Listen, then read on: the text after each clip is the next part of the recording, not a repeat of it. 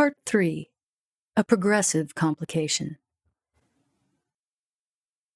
The Dreamlands fit him better than anywhere John Luke had ever been. He made his way. He used his knack and raised money like that easily enough. He heeded the warning about slavers and kidnappers and looked for a way to bring Parker back to life. John Luke was 11 years and 6 months old when he learned about the games, and he knew at once this was the opportunity he'd been looking for. He sat with other travelers in a small, one-room cabin in the mountains of Lang, sheltered from a storm, bundled within an inch of his life against the cold. He'd heard there was some kind of god up here that answered questions, but so far he hadn't been able to find them. "One wish?" he said, muffled through his scarf. The guy talking, one of Dagon's if the bulging eyes were any indication, nodded. Yapperoonie. Win the games, get a wish. Anything. Anything, repeated a big guy across the table, whose arms were more scar than skin. The king in yellow, man. The king in yellow. John Luke hadn't spent 6 months in the Dreamlands to be unaware of that name, but all the cautions he'd heard paled in comparison to what was on offer. "Where are the games?" Alan the Fishman grinned. Fuck if I know. Fine. John Luke would find out somewhere else. He sipped his hot tea, waited out the storm, then left Lang behind to find his answers.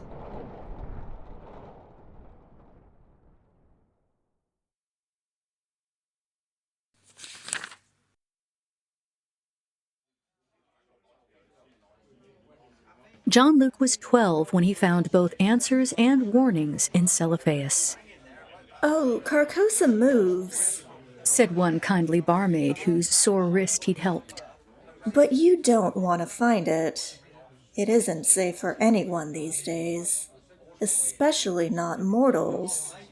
Who the fuck knows? He's crazy, said one drunk guy whose black eye John Luke had tended and who was then hushed and dragged off by his friends. "I wouldn't go looking if I were you," said a grizzled old sailor with 6 eyes, who otherwise looked perfectly human. "Is that so, sir?" said John Luke, trying to help the old sailor's gout. "Something went wrong about 20 years ago, kid. Haster's lost it. I really wouldn't go if I were you." "I have to." Because he did, and because he knew it couldn't be as simple as no one knows or there would be neither games nor rumors. He liked Celophaeus. It had everything San Francisco didn't, including clean water and streets, friendly strangers, and a magnificent lack of racialism, at least toward John Luke. Nobody cared here that he had almond-shaped eyes. Nobody cared about the color of his skin. And no one cared that he was a child. He could make his own way, manage on his own. Someone here would know where Carcosa was. Someone would tell him. He paid for his tea and stepped out into the empty street.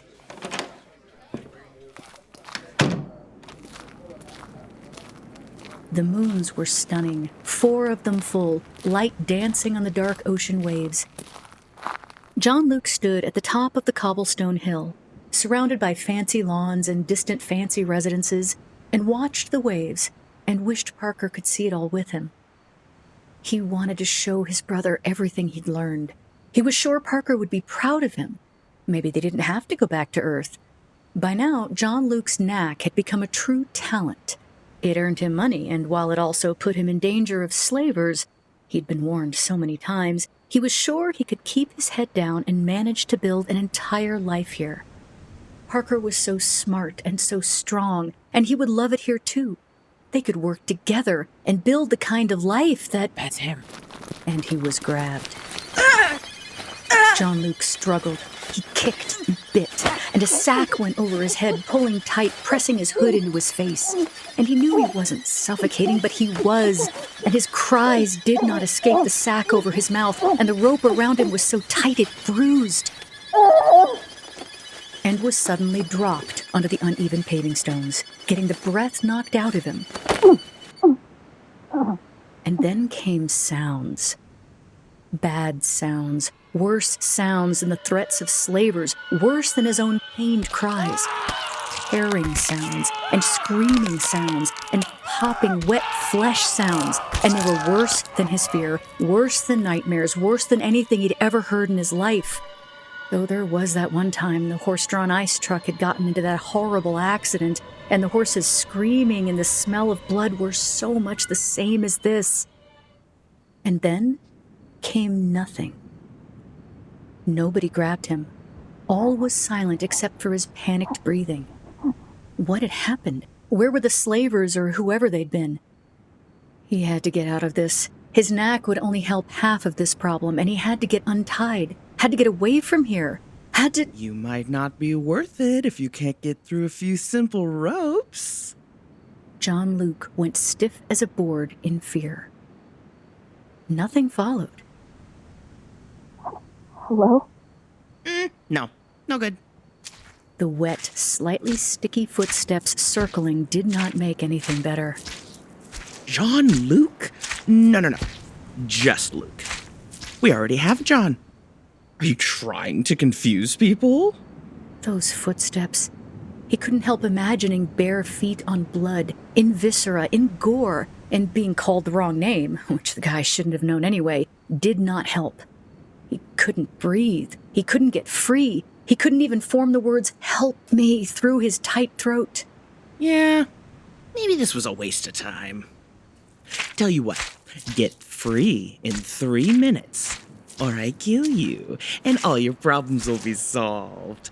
And go! He meant it. The man meant it. John Luke, just Luke, knew the man meant it. He lost seconds to terror. Parker. Parker wouldn't give up. He never gave up. John Luke, just Luke, actually he sort of liked it, thought fast and used a cauterizing spell to burn through the rope. It hurt. It hurt so badly, but burns were something he could heal, so he just had to hold on until the rope snapped clean through. He sat up, burned, scared, but proud of himself regardless. He pulled off the hood and winced to his feet. Not bad. That was almost entertaining. And there he was, squatted, perched on the neat stone fencing like a gargoyle. Blood dripped from his feet and stained trouser legs. He was a white man, tall and narrow, and his eyes gleamed like bright light on fresh blood. He pointed at Just Luke with one finger, skin or something worse sticking out from his fingernails. I don't know. I don't really like kids, you understand? And you're not that interesting. But he won't think that.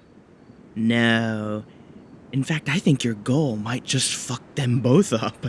Create some friction, split their focus, you feel me? Just Luke stared. He would have replied, manners and self-preservation merging in his head, but he was a little distracted by the environment. It looked like the slavers had exploded. Shreds hung from gas lamps, chunks clogged gutters. No, they'd exploded after the worst had already happened. 6 skins, complete, looking ready to be blown up like balloons into people again, lay draped on either side of this guy on the fence, hands and feet neatly turned the same directions. Nobody was alive. There was no spark to fan back into flame. He would have tried to heal them, if there were, no matter how wicked they were, but they were dead. In spite of reason, his throat tightened and his eyes filled. Ugh, fucking kids. Focus! I'm saying this once. Yes, sir. Just Luke felt like he had to say something or he might be skinned too. No, because now you'd know it was coming, so something else. I'm thinking laminectomy, personally. But anyway, the games are in more. More? Yeah. The guy shifted, weirdly bird-like, weight moving from bare foot to bare foot on the bloodied fence. There's a caravan leaving from the port at the Naraxa River in 2 hours. Skyship. Not like the ones going to Seranian. This is not as nice. But if you buy a ticket, they'll get you into the Eastern Desert. And if you survive the trip and don't get stabbed or infested by something more interesting than you are, or, I don't know, just plain beaten to death, you'll reach the last lonely inn. The butcher goes there. The butcher? Just Luke was drawn in, held by this guy's animation, his words, his awful, hateful eyes. He's the guy who picks folks up for the games, Gosling. Not the most interesting of Dennises, but he serves his purpose. All you have to do is survive the ride. That smile was pristine, shockingly white against the grizzle and gore everywhere else. I suggest you do it. If you don't, you probably won't see me again, so there's that. But I guarantee you will never get your brother back. You thought running away to the Dreamlands was your big life-changing choice? Oh, no. This is it. Just Luke trembled. Why are you telling... Why did you do this? He couldn't quite say, saved me, because this didn't feel saved. Bored. The man shifted his weight again. No little divorces lately. But as anyone can tell you, kids are great at causing divorces. Capisce? Just Luke did not capiche. This is what I'm reduced to. Pitiful.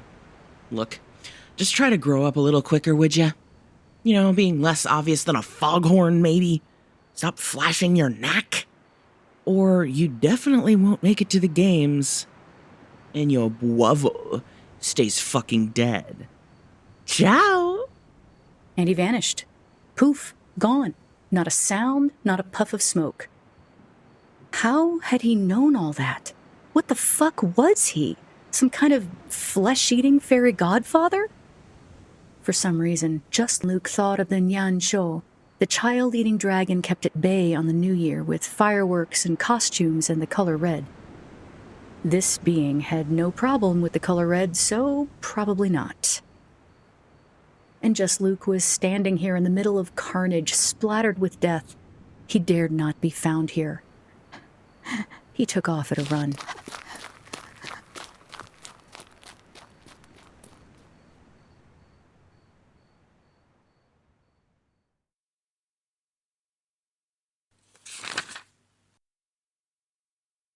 "2 hours was long enough to toss his old cloak and get a new one. Long enough to get a ticket, to buy a real knife, bigger than the tiny folding one he'd taken from Uncle Shee's dresser. Long enough to scrub blood from his trousers and shoes, and finally to board the ship. It was a bad idea, said his gut, but he had no other leads. Celiphaeus was nice. It had a lot of nice people. Well, nobody nice rode this vessel. The sailors, flyers, were rough and smelly. The other passengers were rough and smelly and violent, and had 3 fights and 1 murder before the ship even got into the air. Just Luke would have helped. His knack drove him sometimes like a need, but this was a decisive kill, dead before the body hit the deck. They tossed the body overboard when below changed to wilderness. Just Luke did not try to go down into the hull where the others stayed. He huddled on deck, behind the net securing cargo, and over the next 3 days watched the green and beautiful Dreamlands below wither to brown and ugly wastes.